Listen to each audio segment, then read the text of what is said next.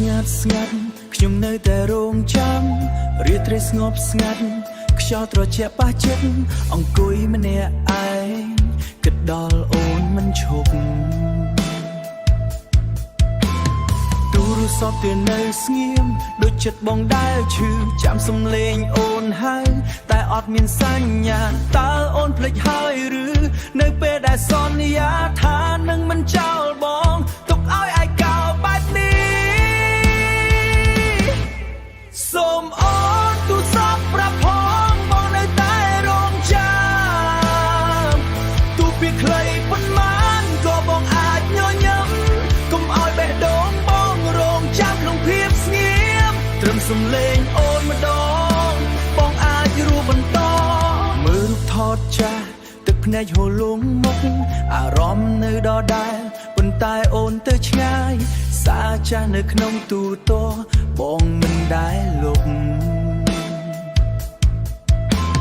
ព្រោះវាជាអនុស្សាវរីយ៍ដែលបងមិនអាចបំភ្លេចតើអូនមានអ្នកថ្មី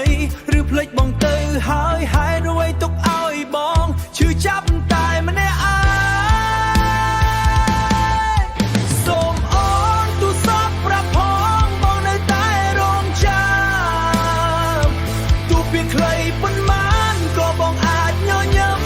កុំឲ្យបេះដូងបងរងចាំក្នុងភាពស្ងៀមត្រឹមសំឡេងអូនម្ដងបងអាចរស់បន្តបើអូនមិនស្រឡាញ់វិញ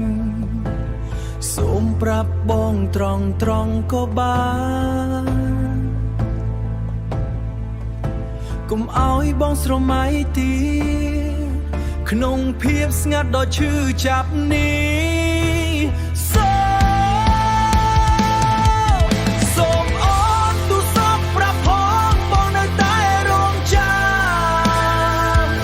បេះដូងបងមួយនេះមិនទាន់ចង់បោះបង់ទូចុងក្រោយអូនប្រាប់ទូចុងក្រោយអូនប្រាប់ថាមិនត្រូវការបងយ៉ាងហោចណាស់សំឡេងនោះបិទបេះដូងបងបា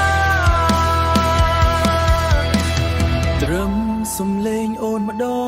ងក៏គ្រប់គ្រាន់សម្រាប់បង